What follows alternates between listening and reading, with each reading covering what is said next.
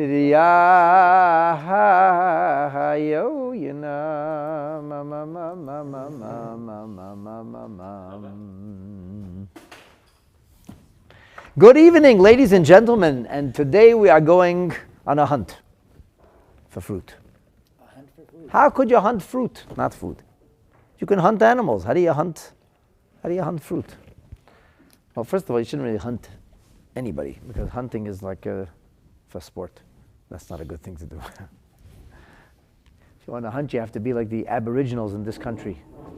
The original inhabitants of this country, they would hunt, not for sport, but for survival, and they used every single detail.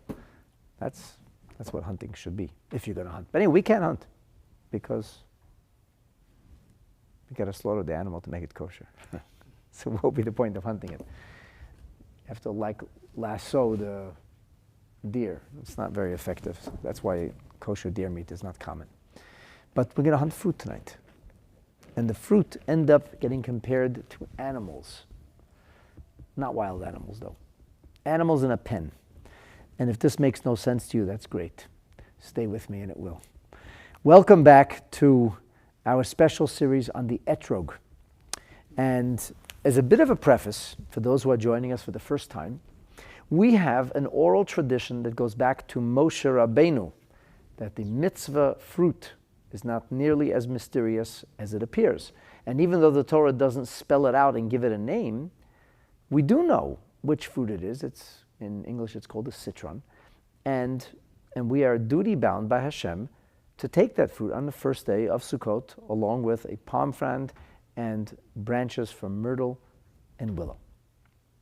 But the Gemara seems to spend a lot of time trying to deduce the precise ID of the mystery fruit, because the Torah just calls it a pre-Eitz Hadar, which literally translates as a beautiful fruit, or a beautiful fruit growing on a beautiful tree. That's very vague. The truth is that even if the Torah would have used language, meaning if the Torah would have talked to us about the name of the Etrog, it's very possible we wouldn't know what it is anyway. In fact, as we learned in the previous episode, the name Hadar is the Hebrew name for an Etrog. Etrog is Aramaic. So it actually is a Hadar fruit. Why does nobody know that? Well, that's the thing with language. You use it or you lose it. And since the Torah oftentimes is not speaking to us about things that are part of our common human experience, and because spoken languages invariably change, one need not be a Ivy League professor to know this. Just look at the English that was spoken at the turn of the last century, and look at the English spoken in this country of Canada today, and you see a different language. As I mentioned many times, you go to a place like Casa Loma, and you look at the things that are written on the walls there. And not only are the mores and ethics totally outdated and patently ridiculous, the ideas of chivalry and whatever, it's just like meaningless today. Language has changed. It isn't thee, thou, but it's different. The diction has changed, the syntax has changed, and over time, invariably, languages change altogether. One of the most famous examples of the Bible Hebrew and modern Ivrit being literally two languages is to be found in the narrative in the book of Genesis near the end, where Jacob is trying to help his sons deal with a maniacal monarch in Egypt who seems to be relentlessly persecuting them for no good reason. His name is Tzafnat Paneach or something, and the man is totally crazy. He keeps framing them and accusing them and threatening them and making demands. He says, you need to take him some gifts. I understand you need to go back and just bring him some gifts. So he says, bring him butnim. Bring him butnim. You know what butnim are in modern Hebrew? No, peanuts. Peanuts, bamba, right? It's like saying, you're going to visit that king, bring him a bag of bamba, would you? What a bag of peanuts. What is he, an elephant? Peanuts are, generally speaking, known to be one of the cheapest foods on the face of earth, or at least they used to be. As per the euphemism, you think I work for peanuts? Nobody works for peanuts. So what, you're going to send a monarch who's given you untold troubles, a bag of peanuts, and expect that to be effective? That makes no sense. So Rashi tells us we're actually not sure what it is. It's definitely not peanuts. He said it might be pistachio, some high-grade pistachio nuts, or it might be apricots. At either rate, a rarity in the country of Egypt, and something that apparently was common in the land of Canaan at the time. PB, as in point being, language changes. Language changes.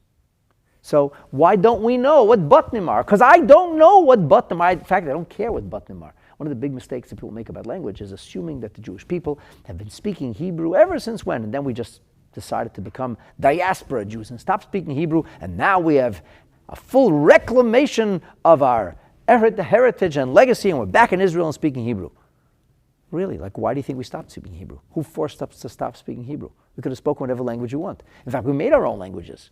We lived in places like Germany and Lithuania and Poland and Belarus and Russia. And what language do we speak? Yiddish. So it's a Jewish language. Germans and Russians don't understand Yiddish, although it has a little bit of both in it. So why couldn't we just speak Hebrew? And all along we wrote in Hebrew. Almost all Torah was written in Hebrew. So the simple answer, believe it or not, is that the Jewish people made a point of not using Torah Hebrew in their everyday speech. Ask me why. Do you know why? Because it changes. We don't want the Torah to change. Because it's sacred. We don't want to use sacred things for mundane, pedestrian purposes. So we actually didn't use Hebrew, purposely. We found utilitarian languages to express ourselves in. There's a famous book called the Kuzari, which is written by Rabbi Yehuda Halevi, and there he imagines if he would have been the rabbi that the famous Khazar king had asked at the time about Judaism before he made his decision to convert to Judaism. So what would have the conversation have gone like? What might that king, the Kagan Bek, might he have asked, and what might he have answered? And it's really a book of Jewish philosophy, one of the earliest books of Jewish philosophy. And the king at some point says, so Abraham was a Hebrew. And the rabbi says, yeah, he's a Hebrew. He says, oh, I see. Okay. And he came to Israel and he spoke Hebrew? He says, yeah. Yeah, so what was he speaking before that? Just curious, because Avram spoke Hebrew. Well, what did he speak as a child? And the answer is Aramaic. Now, not the Aramaic of the 6th century before the Common Era, but a form of Aramit, some early Akkadian or Sumerian. That was the language he spoke. And why did Avraham Avinu speak that language? And the Kuzari says, Avraham Avinu did not use Hebrew for common everyday speech. He reserved Hebrew for prayer and for Torah study. Incidentally, there are those that argue that modern-day Ivrit has so many words from so many different places mixed into it, and so many Hebrew words which are used out of context and syntax that it's not inherently different than Yiddish or Ladino anymore. It's a language made by Jews using Hebrew characters, many Hebrew words, and many non-Hebrew words. And it's just a question of percentages. Because if you figure it out, I once did a class in this many years ago. This is before the video. There's like an audio called Yiddish is Delish, and I proved like that dozens and dozens and dozens of everyday Yiddish words are actually Hebrew, like chutzpah. It's not. I mean, it's practically an English word today, except that it's not really Yiddish. It's not German. It's not Italian. It's not Russian. It's Hebrew. So the Torah didn't identify the fruit. Pointedly didn't identify the fruit. And then there's a donkey of a man who wrote a book a couple of years ago suggesting that the Etrog was whatever you wanted it to be until the rabbis got some fruit from China. And then they said, okay, we now dub you to be our holy fruit. Right? You were a Chinese fruit, now you are a Jewish fruit. And they planted them in Israel, and this is just one of those stories of a foreign fruit that made its way into the Jewish people. Yada yada. It's pure poppycock and narishkeit, and last week we talked about it a lot. And so why does the Gemara ask these questions? So the Rishonim are very clear about this, that we know what an etrog is. Moshe Rabbeinu told us what an etrog is. And we have multiple proofs that we know what an etrog is. But the Gemara wants to know, okay, so when the Karaites or people like this are going to come along and say, show it to me in the Bible. Are we able to? Or how, more like how are we able to? We know for sure that it can be proven from the Bible. So even if the word Hadar, like Ramban says, is actually a Hebrew word for Etrog, and even if the Torah said the word predates Hadar, and we don't have that word anymore, even so, we'll be able to prove from the context and the syntax of the verse in the Torah that it is an Etrog, and it could be any other fruit. Incidentally, this person who's very wise in his own eyes, but really perhaps not so wise, because he claims to have done endless research. I did like a simple Google research. It's not even called research today. I Googled Citron and the ancient world. And in 3 seconds, I was able to find the following on Wikipedia. It is one of the original citrus fruits from which all citrus types developed. Okay, so we know it's an original fruit. That's interesting. Before things developed through natural hybrid speciation or through artificial hybridization. Fine. All right, that doesn't debunk him yet. But it actually, what he says is technically and historically and archeologically wrong, because an Egyptologist, an archaeologist from France, whose name was Victor Loret, and this is about 100 years ago, identified etrogim on the walls of the botanical garden of the Karnak temple, which dates back to the time of Thutmosis III. That's 3,500 years ago. That's the time the Jewish people were slaves in Egypt, because we left 3,333 years ago. What was it, 39 years, whatever. And the bottom line is so that the citron was also cultivated in Sumer as early as the 3rd millennium before the Common Era. So it's just factually incorrect to say that etrogim did not exist in the Middle East. And besides the fact that we don't believe that Moshe Rabbeinu took etrogim from Israel. So whether they were endemic to Israel or not is actually irrelevant. We believe that they came from the island of Calabria, also known as, it has another name. We call it Yaneve, which apparently is a Yiddish permutation of the word Genova. At any rate, we believe that they came from Italy, the original etrogim, an island off Italy, not Corfu, which is an island of Greece, on the other side of the Atlantic basin there, or Aegean Sea. And the Corfu etrog, we believe are actually not kosher. We believe that they are grafted and they're not accurate.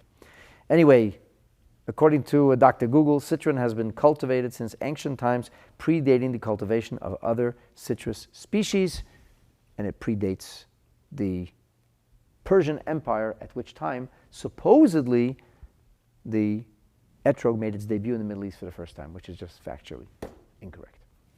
So the Jewish people living in Egypt might well have known what an etrog is. Egyptians used etrogim. And it is true that etrogim did become very popular during the time of the Persian Empire. That's true. That's true. How do we know it was the original etrog? How do we know? How do we know? So it's really funny you're asking this question. So I'm going to share one final thing as a little preface before we get into today's Gemara, before we go on the hunt, right? So it's like December 1970, and the Rebbe was delivering a siyum on Masechet Avodah Zarah. It's a Masechet, a tractate in the Talmud. And I'm actually going to read to you the Gemara, just very briefly. We're not learning this Gemara now, but the Gemara talks about various challenges that a person might have in making sure that the food they eat is kosher and that the utensils they use are kosher. What happens if a utensil is used for a non-kosher item? So the Gemara is talking about the concept of koshering things which were used for not kosher, and the idea that a knife can be, so to speak, polished very heavily, and that can remove an outer layer of grime and grease. And it can be a quick way to kosher it. Not permanent, but a quick way to kosher it. It's called ne'itza bakarka eser pamim, to thrust it with force into virgin, unbroken ground 10 times. It works. If you're barbecuing and something happened or whatever, and you got to stick it in the ground 10 times, it works. Don't bury a knife. That's a crazy thing. But this is the thing.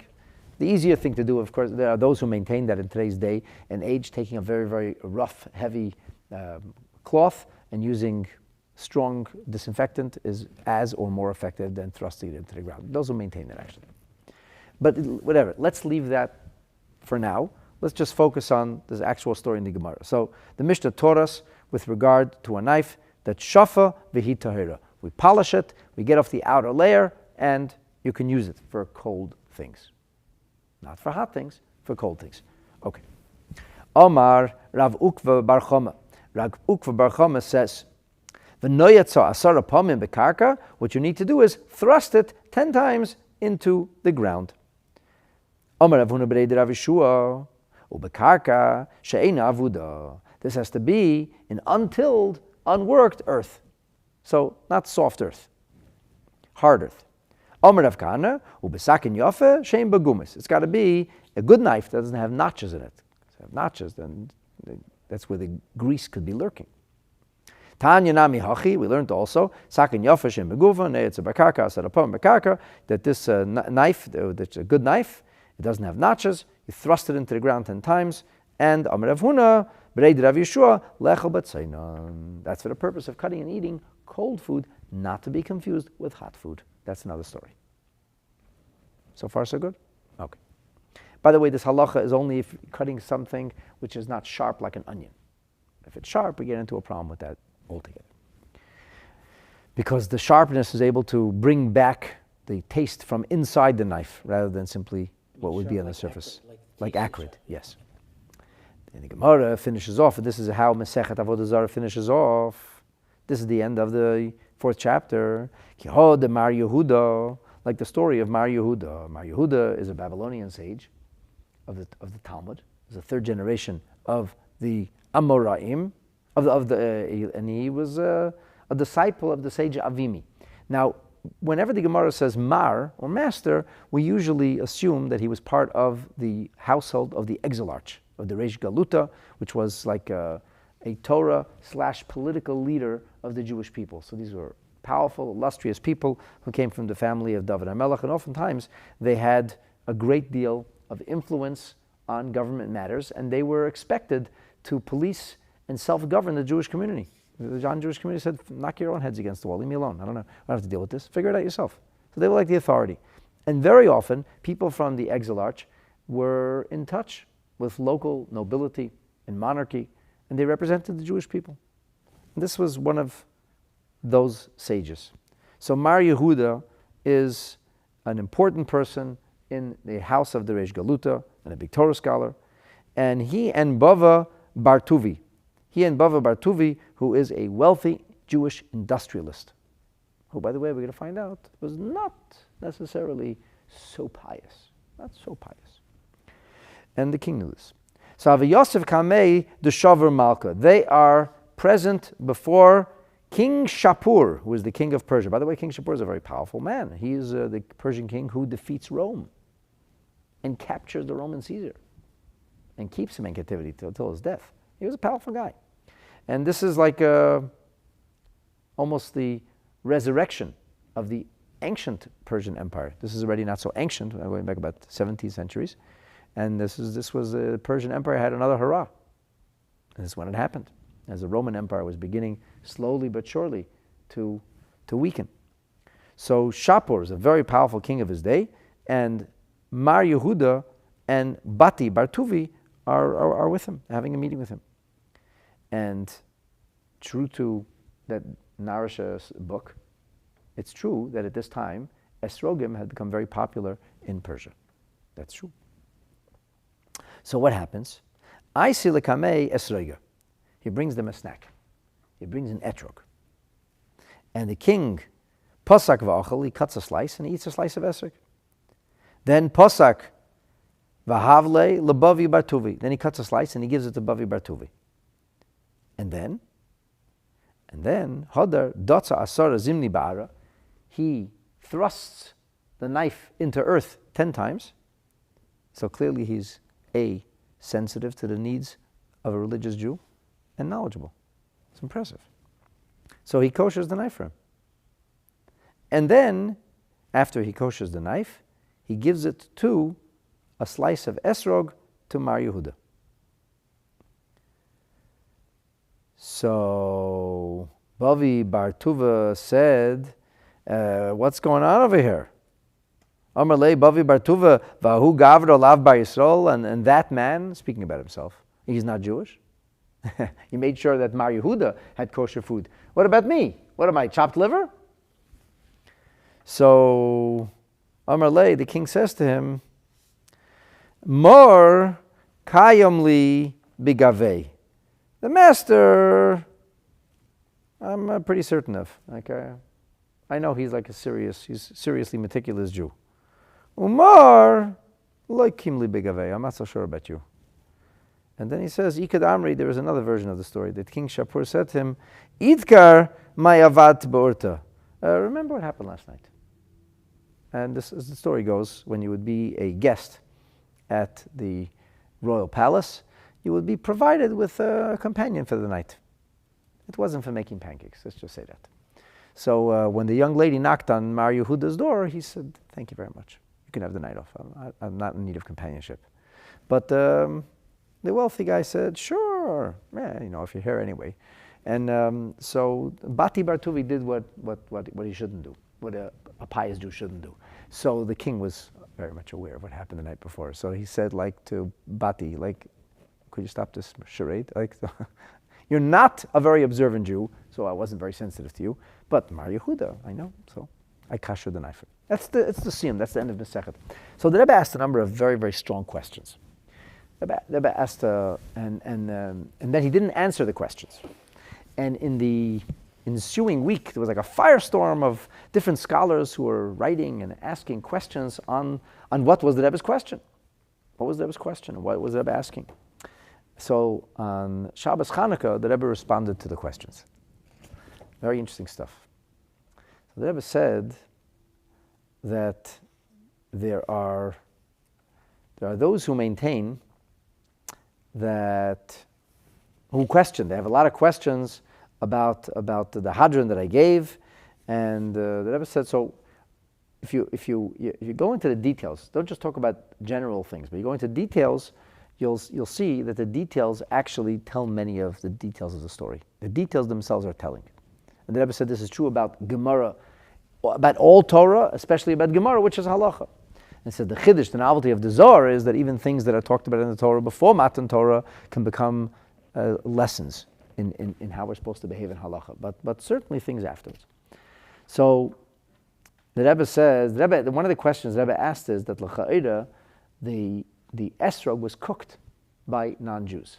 So even if it was cooked in kosher food, it's called bishul akum. You're not supposed to eat something cooked by a non-Jew, because it's a safeguard from intermarriage.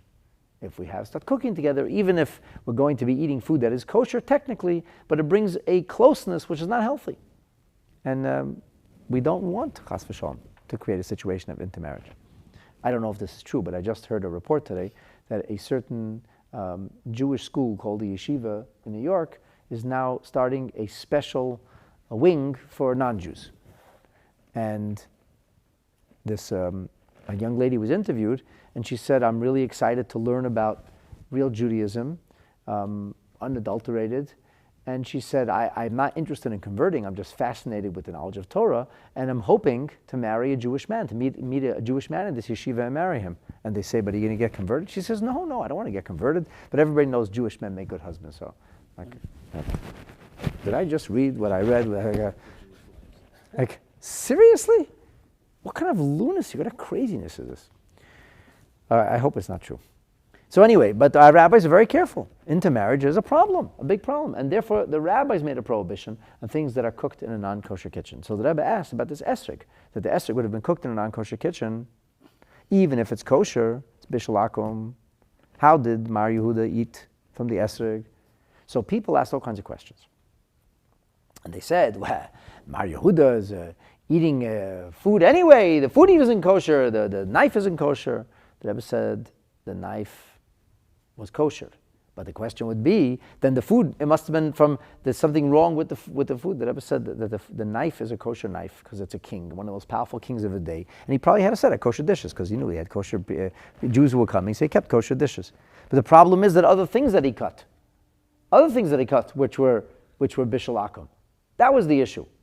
Anyway, there's a whole back and forth. And one of the questions that the people asked is that, something which is eaten when it's raw is not a problem with bishul akum, because it's eaten when it's raw. So the Rebbe said it's ridiculous to eat esrogim when they're raw. And everybody knows you can't eat an etrog when it's raw. So you don't bite into etrogim. The etrog, as we talked about in last week's class, is primarily not the little bit of juice or pulp inside, which is very small air, a small chamber. It's primarily the rind. And the rind, when properly cooked and treated, can be very tasty. It's very aromatic, very interesting texture, and it can be tasty. So the Rebbe said that it's ridiculous to suggest that the etrog is eaten raw, because an etrog wouldn't be eaten raw. And the Rebbe said that even slicing an etrog with a knife after putting it in the ground, if it was raw, wouldn't help, because it's like a davar charf, it's like an onion, it's a sharp thing, it's acrid. But if it's cooked, it's bland. It doesn't have that anymore. And there was a whole discussion back and forth. And then the Rebbe said a very important thing. It is unreasonable and in fact entirely wrong-headed to say that the etrogim of those days are inherently different than the etrogim of today. And you cannot bring a proof, people would say, from the fact that we can't eat an etrog raw today, because 18 centuries ago, you could have eaten an etrog raw. That's ridiculous to say. It's the same etrog. And to say that you can't bring a proof from the fruit of today, from the fruit of antiquity, is ridiculous, the Rebbe said. It's true that we believe that some of the sizes may have changed, that there was once larger fruit, and today we have smaller fruits. So we have in a machlekes, what is a kezayit, what is the size of like an olive, and what is a kebeya. Once there may have been larger eggs or larger olives, or larger dates. Okay, that's about size. They could shrink, but it's still the same fruit. It's not a different fruit. The fig of today is not a different fig, even if it's smaller. And the Rebbe said, here is the most important thing to know.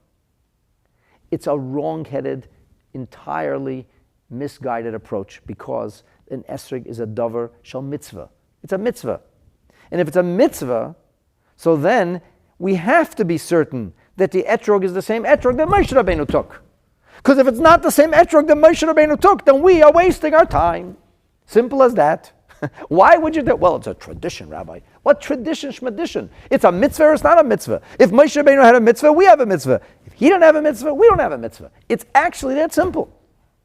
So to make a ridiculous, heretical suggestion that an etrog is coming out of China at a certain point and adopted by Jewish people is ridiculous. It can't wash. When we talk about a mitzvah, we have to know that when it comes to a mitzvah, that there can be differences in sizes, but the fruit doesn't change. The object doesn't change. The object of the mitzvah can't change, just like an esrog is an esrog. The parchment of tefillin is parchment of tefillin. The wool of tzitzit is the wool of tzitzit, that it is just like they used wool in the time of Moshe Rabbeinu, and they used parchment in the time of Moshe Rabbeinu. They used etrog in the time of Moshe Rabbeinu. And that's the end of my little preface, since you asked, to today's class. And now that we got to that little preface, as I said, let's get into it. Okay, let's start for the hunt. So why are we hunting then? We know what it is. True. We know what it is. We know it's an etrog. The question is, can you prove it from the verbiage of the Torah beyond the shadow of a doubt? In last week's episode, we kind of proved it. We said because there is one fruit whose fruit and the bark of the tree have exactly the same taste. Only one fruit. And you're going to save me 1 second. But lemons are acrid, and lemon trees are acrid too. The peel of a lemon may indeed be acrid, but the peel of a lemon isn't the lemon, meaning it isn't the fruit. What's the fruit? The pulp. The pulp is the fruit. The kalipa, the peel, is an incidental to the actual fruit. But when it comes to the etrog, the fruit is not the fruit. The fruit is the rind. The fruit is the peel. And of all citrus genuses, the only citrus like this is the citron. The only one, bar none. And precisely because of that, we say that the fruit, not that there could be a taste. We brought down the Ritva and the Meiri say there could be many fruits whose peel will taste like the bark. There'll be commonality between the peel and the bark. Indeed. But then it's not the fruit and the bark, it's a peel and the bark. And just like the bark isn't the fruit, the peel isn't the fruit either. But here, the fruit itself and the tree share a taste symmetry. So the Gemara came back and said, this is a problem. We're on page 35, by the way. You can open the Gemara if anybody wants. There's a problem because there is pilpulin, black pepper. And that's a problem because the black pepper actually, it is the fruit. But you could take the tree and grind up the bark into black pepper, but then you won't have any, you grind up the pepper tree, you won't have any more next year, peppers for next year. So what's the smart thing to do? Harvest the peppercorns, grind up the peppercorns, and next year you get yourself a brand new harvest. Why eat the tree? That's what's providing for you. It makes no sense to eat the tree. You get the peppercorns. But in theory, the bark of the peppercorn and the peppercorn, they actually taste the same. This is a problem. So the Gemara came along and said, come on, it can't be a peppercorn. Why can't it be a peppercorn? Because peppercorns are like that big. All right, so it has to be a lekicha tama. It has to be like, you have to take it. So I didn't really explain what this means, and I'm going to elaborate on explaining what that means because that will lead us into the next piece of Gemara. So there are two ways of understanding the meaning of this lekicha tama, what we would call this full-bodied like taking. The word lekicha tama shows up in the Gemara later on Daf Lamed Zayin. The Gemara talks to us about actually taking the etrog, the lulav. Can you wear gloves? Does that work? Are you sure? That's good. Yeah, during COVID, there was like a whole thing. People didn't want to touch anybody else's lulav. You know that there are some communities where they wrap the hadassim and the aravot in gold bands. Or some people use fancy cloth. Does that work? Or do you have to hold the lulav itself? So there's a school of thought that says you have to hold the lulav itself, but that's a problem because if you're going to bind the hadassim and the aravot, you're going to have something between your hand and the lulav. So that's where the custom came of using lulav material, because lulav material can't separate from the lulav. We actually use just 3 rings made of lulav material. That's the most effective way. Most observant Jews use like these holsters, which are woven of lulav leaves. So the Gemara records 2 opinions, the opinion of Rabba and Rava.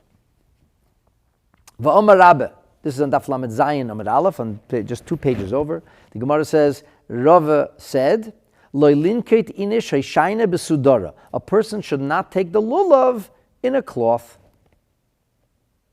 in a towel. Don't hold it that way. Why would he? I don't know. He's afraid of germs. Somebody else held it. So you shouldn't do that.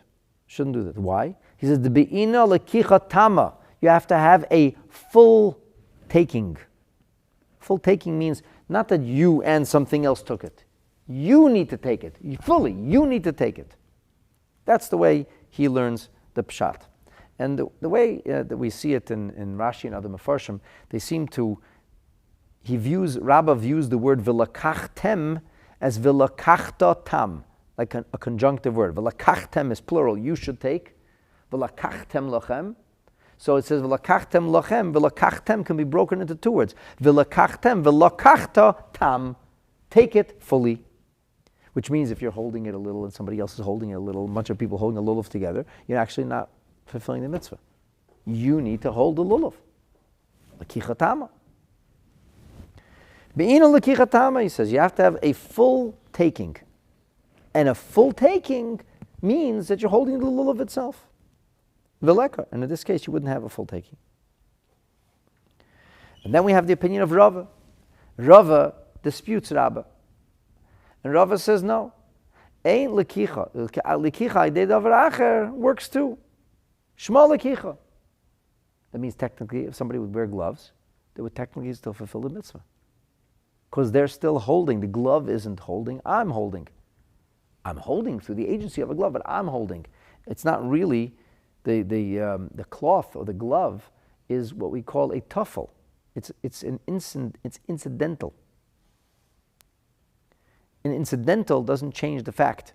Say, I shook somebody's hand. Did you shake their hand or did you shake their glove? I didn't shake their glove. I shook their hand. They happened to be wearing gloves, but I shook their hand. But you can't put your tefillin on top of a hat. That is correct. You can't put your tefillin on top of a hat because putting tefillin on top of a hat, your head didn't really wear the tefillin. You wore the tefillin, your head didn't wear the tefillin. Your head has to wear the tefillin. Putting the tefillin on your shoulder doesn't work either. It's not the same thing. There's a different requirement. There we have a requirement of a lekicha, to grab something, to take something. It's not about touching it, it's about taking it. If I take it, it's mine. It doesn't matter if I touched it or not. Or maybe it does. This is the question.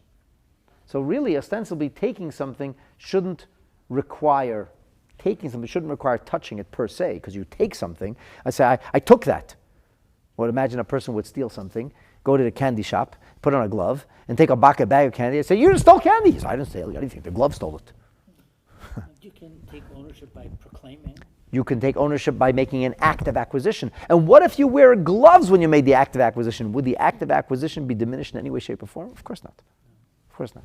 So, but Rabbah is of the opinion that since the words of the scripture are so precise, that it means v'lakachta tama, v'lakachtam is v'lakachta tam, that it's literal. You have to literally take it, and not only you're taking it, but to the point that you're actually touching it. By the way, it's not the halacha. Although we aspire to try to be observant and meticulous in the fullest way. So v'lakachta, a person took something, he didn't take it holding it, physically touching it. Still called taking. And the Rava believes that the beauty of the lulav, the gold rings, or the cloth wrapped around it, is an incidental. It's an incidental. If a person say, what are you holding? You're not going to say, I'm holding cloth. I mean, inside it is a lulav, but I'm holding cloth. No, we'll say, I'm holding a lulav. And if you have a lulav that has a little bit of string wrapped around it, you don't say, can you please hand me that string? It's attached to a lulav. All right, so hand me the lulav too. You say, hand me the lulav. So how does that differ from a towel? How does it differ from a towel? Who said it does? If a person were to take a lulav and he would do so through a towel, he might still fulfill the mitzvah. According to the opinion of Rava, at least, which, by the way, is the halacha. Well, l'chatchila, we try to touch the lulav itself. But this is the dispute.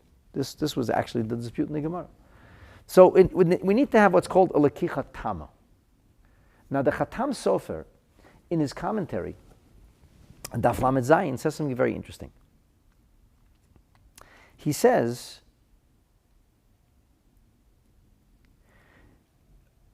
he actually addresses your question, Chava. He says, like, you're asking a question, but you can't put tefillin on a hat. So the Ramban says, it's not a question of chatzitza. Chatzitza means an interruption. Chatzitza could be an interruption with regard to somebody who has very long hair, and the long hair gets in the way of tefillin, even though it's part of your body. Chatzitza could be when a person goes to the mikveh. There should be nothing between their body and the water of the mikveh. Chatzitza is a halacha for a kohen serving in the Beit HaMikdash, who must be barefoot, and his feet must be touching the actual floor of the Beit HaMikdash if he's to fulfill his service properly. There are various kinds of chatzitza. Chatzitza is a halacha in washing your hands for netilat yadayim. If you're wearing gloves, it doesn't work. If you're wearing rings, it doesn't work. You have to take your rings off. So Ramban says that this is not a question of chatzitza. That's not the issue. It's not the halacha here. It's a question of lekicha tama, a taking. That's what it's a question of. Taking. And you didn't take it over here. So it has to be something you're actually taking. And based on this, the Chatam Sofer would argue, or we could argue along the lines of what the Chatam Sofer is saying, that taking a peppercorn, you didn't really take it. It's like it's so small, it's get lost in your hand somewhere. It's not called taking it. Taking is like, you got to take something. This is called taking something. Taking a speck of dust, like a peppercorn. I didn't take anything. So if I didn't take anything, I can't fulfill the mitzvah. L'vakachtem is l'kicha tama, and therefore it's true, the peppercorn is the only other fruit if you will. That's exactly like the bark, but it couldn't be what we're talking about because the Torah says v'lakachta. That's one school of thought. Now, another school of thought, and this is something that comes from the Kappas Tamarim. The Kappas Tamarim says, look in the Medrash Rabbah on Parshas Emor, Vayikra Rabbah, and you'll see something very interesting in the Medrash that will make it clear to you that this has to be a visible taking. The Torah has, the tradition here is that v'lakachta means it has to be visible. To be visible. How do we have such a tradition? So in the 30th chapter, subsection 2, it begins its discussion on the words ulakachtem lochem, you should take for you. And there's a long discussion here. But towards the end of subsection 2, we start to speak about the various activities that a person is supposed to be engaged in on the Yom Tov. And it says there are 7 mitzvahs that a person is supposed to fulfill on Sukkot, or 7 items, 7 details. First we have the lulav, and the Etrog, and Hadasman. It always says 4. That's 4. What's the other 3?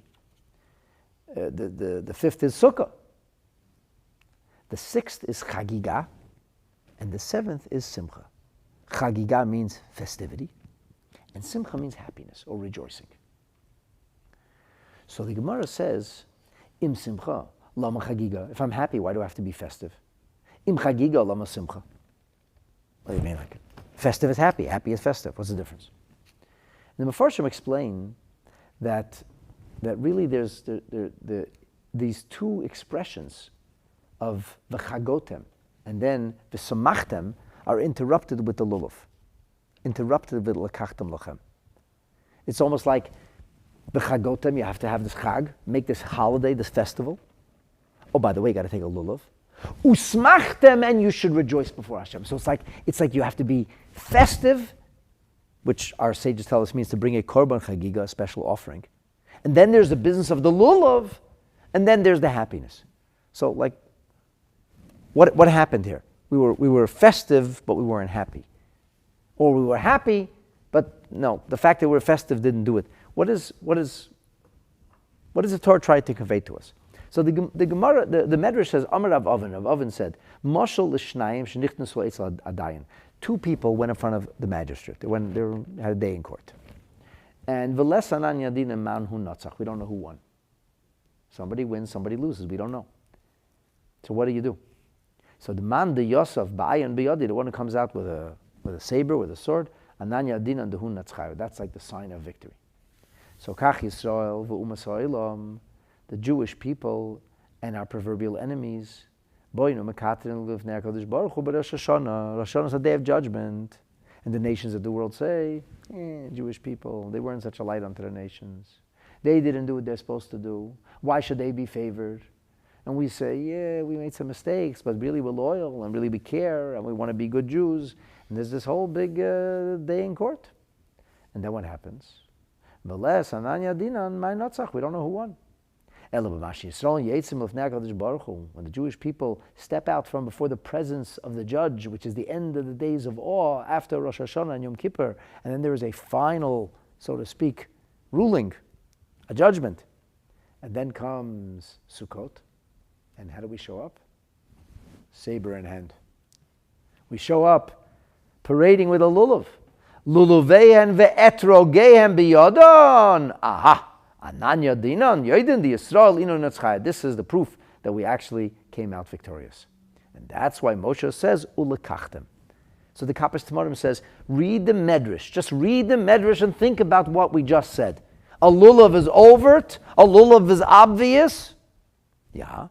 It says the Jewish people are going with the lulav and the etrog. How do we know this? Because it says ulekachtem. In other words, the words ulekachtem, it doesn't just say hold it in your pocket. Keep it in your backpack, in your possession. It says take it out. That's how we understand the words ulekachtem. And by the way, how somebody might understand the word ulekachtem in Hebrew today is irrelevant. The question is, what is the biblical meaning of the word ulekachtem? And the Medrash is telling us the word ulekachtem means to proudly and loudly carry something. That's ulekachtem. So I ask you, that could be a peppercorn? It makes no sense. So the hunt is over. So we know what it is. Why does the Gemara have to continue? This is a big question over here. So some maintain that according to Rebbe, this isn't good enough. Maybe it is a peppercorn. Well, how do you know? Maybe it's a tiny little lesser. How do you know? This is a ridiculous joke. I shouldn't even say it, but I'm going to say it anyway, just to lighten the mood. So there's this guy, he's Polish guy, this Jewish refugee. He comes to the United States in 1830, and he can't make a living, and he hears a bunch of guys that are going on a stagecoach, and they're heading west. He says, okay, heading west. He says, okay, I'll seek my fortune west. And he's a pacifist, you know, he's almost like a Quaker. He doesn't know from violence. And they put him on top of the stagecoach, and they put a musket in his hands, and he says, when one of those aboriginals shows, you wait till he gets in thing, and if he's looking violent, shoot him. Okay, he says, okay, he's terrified of you guys holding a musket. The first time in his life, he's shaking in his boots. And would you believe it? He's somewhere past Ohio, and he sees he says, I see some people. Should I shoot? Do I pull the trigger? He says, no, they're too far away. Don't. And they're coming closer. He says, they're coming closer. How big is it? He says, wow, it's about as big as my finger now. He says, okay, hold. And then they get closer and closer and closer. And the guy screams, now you shoot! And he says, are you kidding? I knew him since he's this big. Ridiculous joke, okay. I have a tiny little esrog. So it's a tiny peppercorn. Hashem said, take a lulav and a peppercorn. How do you know? Is there a size? There isn't really, there is a size for the esrog, yeah. It's not a peppercorn. And it's a little hard to imagine. It doesn't fit like the description of a lakachti. So there's another school of thought.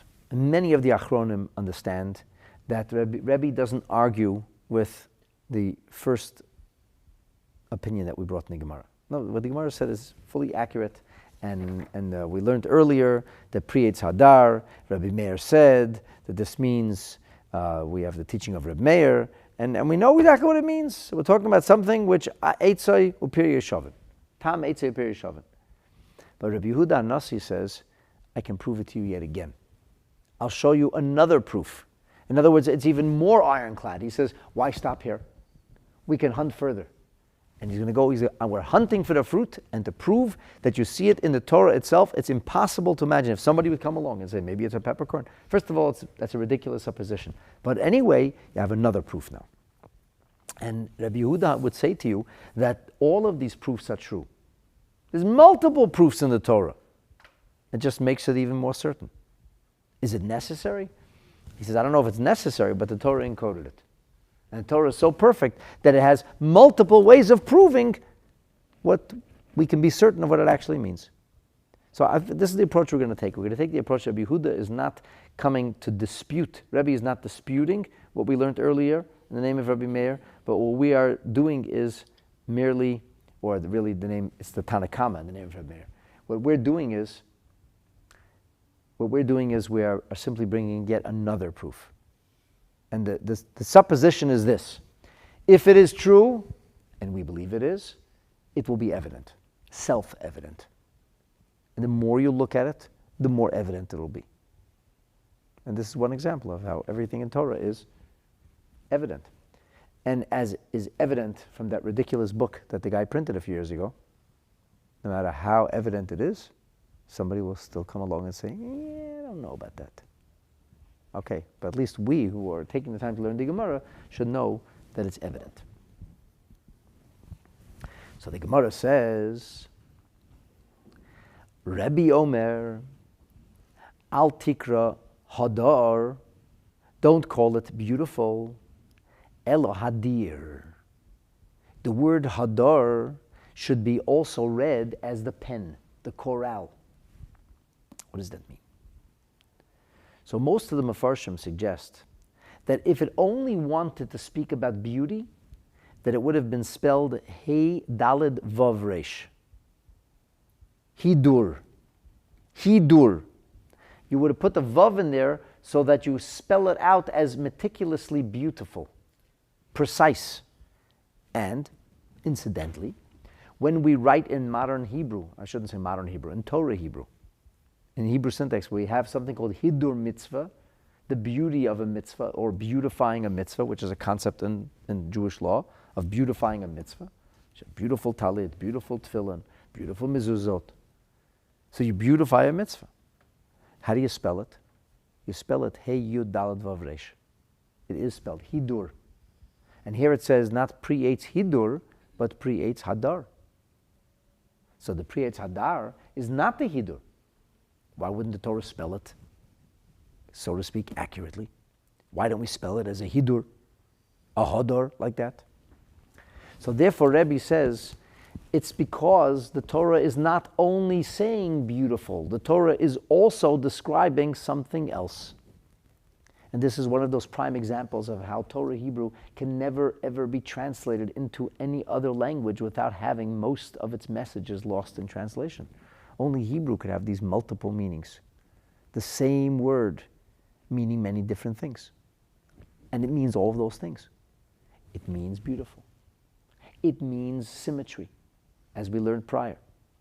The pre-Eitz Hadar, that both are beautiful and both are synonymous in taste. But it also means Hadir. Hadir, that's what you use for sheep. How did we move from the world of botany or vegetation into the world of animals? So Rebbe now explains, I'll explain it to you, he says. The reason that I'm comparing it to a deer, ma dir zeh, just like any corral, any pen, yesh by gedolim uketanim. There are large sheep, big sheep, and little sheep. That's the way it is. Tmimim, unblemished, perfect specimens, blue ribbon style sheep. And there's balimumin, there's blemished, bludgeoned, broken sheep. That's what it is. A pen of sheep. A pen of perfect sheep doesn't exist. Not every sheep is the same size. Not every sheep is a perfect specimen. It's a statistical impossibility to have a pen with sheep who are all the same size and all the same level of perfection, unless you genetically engineer them. Then you have a pen of dollies. But if you don't have dolly to sheep, they're going to be different. So in the same way that the pen of sheep does not produce kindred fruit, so to speak, of the sheep, Hachanami, says the Gemara, Yeshbay, so too here, that the same tree has gedolim, uketanim, it has large fruit and small fruit, tamimim ubalimumin, perfect, gorgeous esrogim, and lousy looking esrogim. So the Gemara says, I'm confused. What? That proves that this is an esrog? Otu sha'or peiros les behu gedolim uktanim. You're going to tell me that every tree has kindred fruit? They're all exactly the same size? You got to be kidding. Every tree's got different fruits. Every tree has only perfect fruit? There's grade A, grade B, grade C. Like that's self-evident. Tamimim, balimumin. So what is Rabbi Yehuda saying here? Let's take a look at Rashi now. Rashi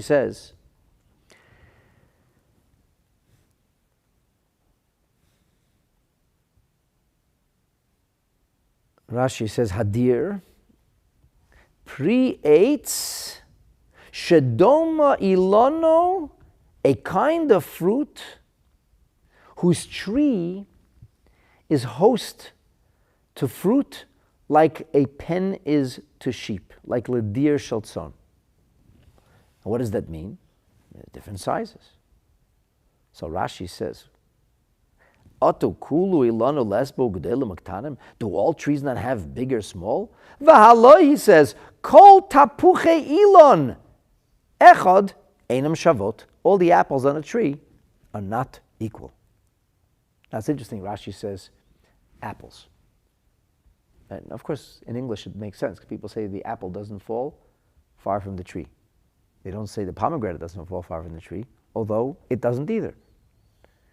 But why did Rashi say apple? Why wouldn't Rashi say otu kol peiros? Why did he say tapuchi? Why did he say apple? So there's a very interesting commentary from the Mefarshim on this. The article in there says like this.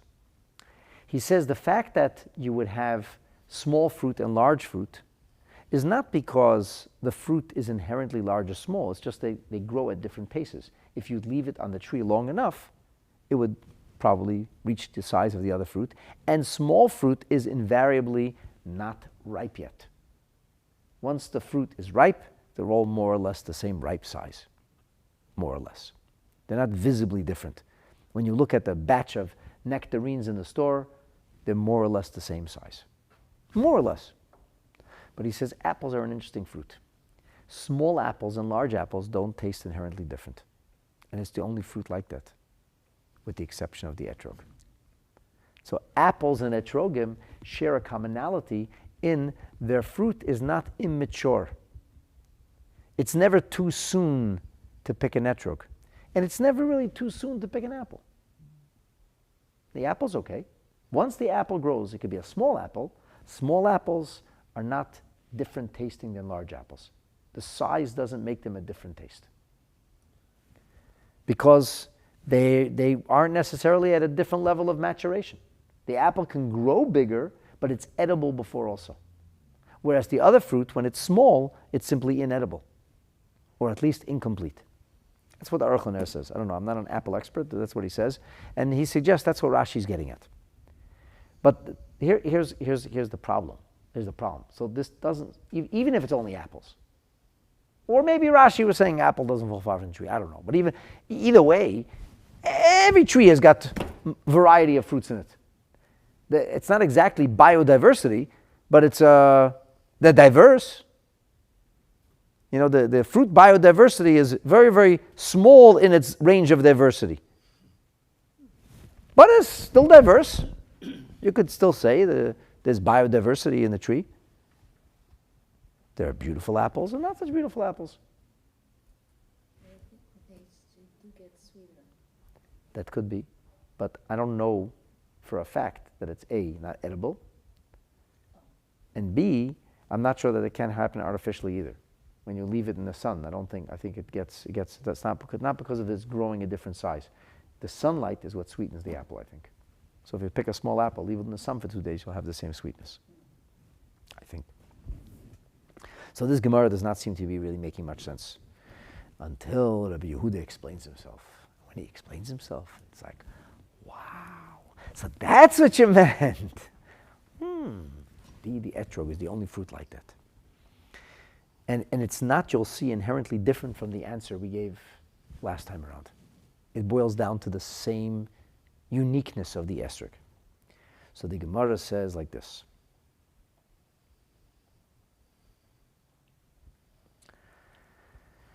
Elohochi ka'omar. This is what is meant. Ad shaboyin ktanin, adayin gedolim kayomin. When the little etrogim come along, a new season of etrogim, the old etrogim are still there. Fruit is seasonal. And this year's fruit will not be on the tree when next year's fruit comes, because the tree will lose its fruit. That's the nature of fruit. All fruits have a season. And when the season is over, the tree dies. And when the tree dies, no, I shouldn't say dies, it hibernates. When the tree hibernates, then the umbilical cord through which life and nourishment is passing from the tree into the fruit dies. And because the umbilical cord dies, what happens to it? It becomes brittle. It's dead wood. What happens to the fruit? The fruit technically is dead. If you leave on the fruit on the tree until it falls off, by virtue of its weight, the stem will break under the weight of the fruit. Almost always, the fruit will have begun to rot inside. Why? Incidentally, apples are fruit that lasts near the longest. Apples don't rot. Apples can go for months, of all fruits. Most of the fruits rot very quickly. Why? But even apples, if you leave them on the tree long enough, till they fall off, a lot of times they're rotten or half rotten. Why? Because they're not alive. If you take a fruit and you pick it and leave it on the shelf, not in a fridge, just leave it at room temperature, eventually it's going to start to rot. Apples, you might get a month or two out of, maybe even 3. Grapes, nah. They're not going to last that long. Even in the fridge, it doesn't last that long. Now, there's no inherent difference between the tree on a dead stem, the fruit on a dead stem, or the fruit that's picked.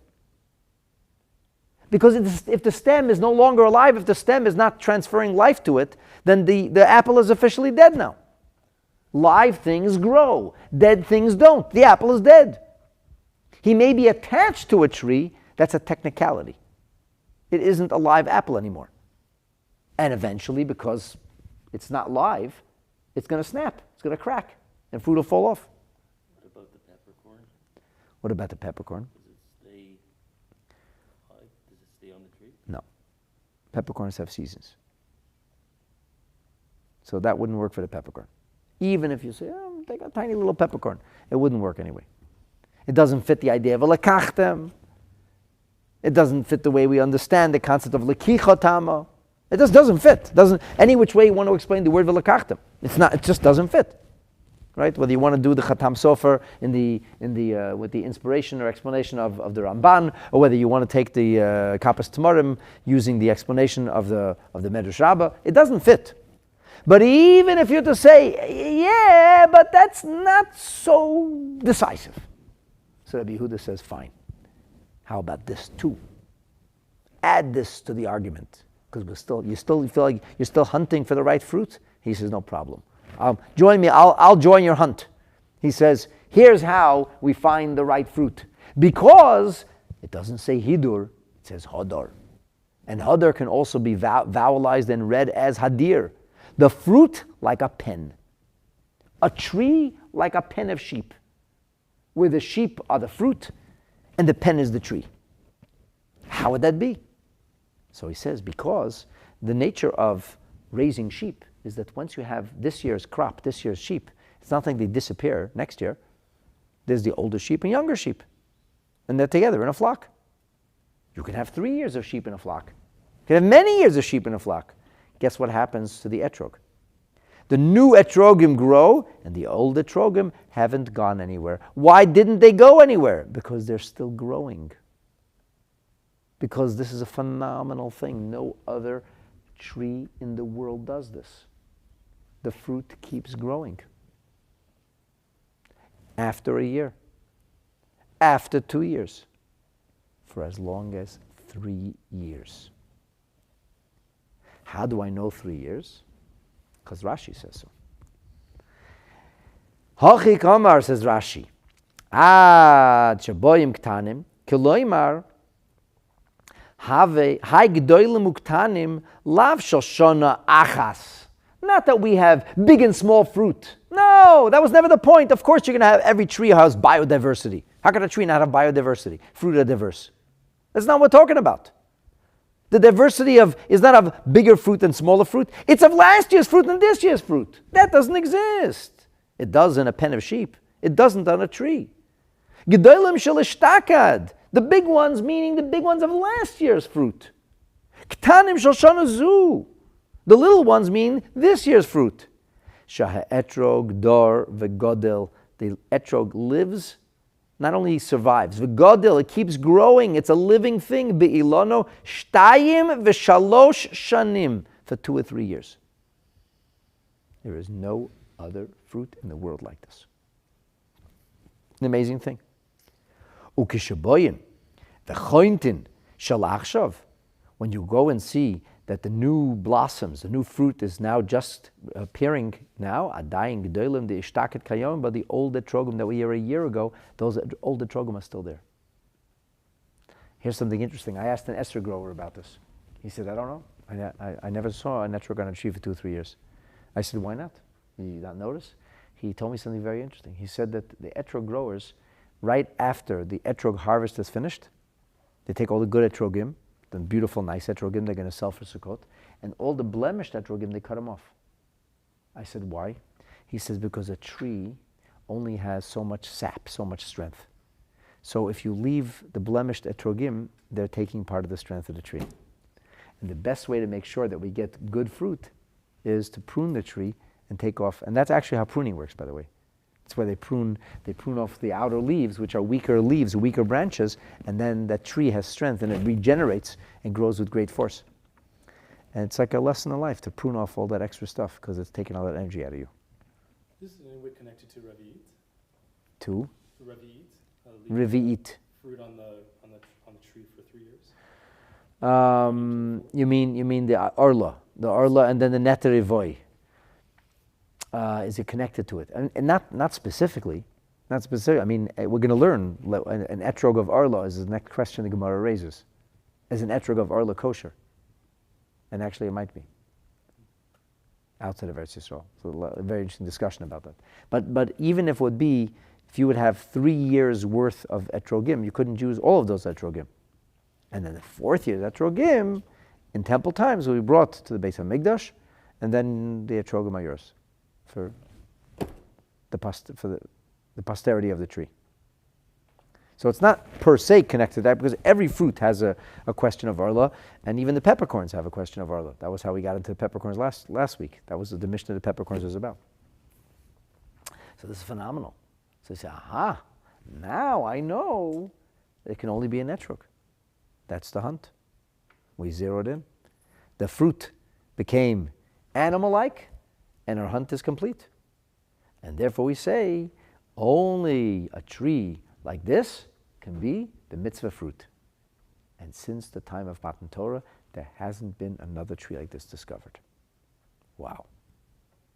So this is Rabbi Yehuda's addition as he took us on the hunt for the etrog, and now, inasmuch as whatever we understood previously was meaningful and even decisive, now it's even clearer that the pre-Eitz Hadar couldn't possibly be anything but the etrog. To be continued. Thank you so much for joining. I hope in Eretz Hashem that from our studying about the etrog, that Hashem is going, please God, to bring us home to Yerushalayim so we can celebrate with the etrog and the lulav and the hadassim and aravas a whole Sukkot long, as it was always meant to be in the third Beis HaMikdash. B'mheira b'yameinu amen. Thank you for joining. Please share and like and comment so we can continue to build our channel and our brand. Yasher Koach. Thank you for joining.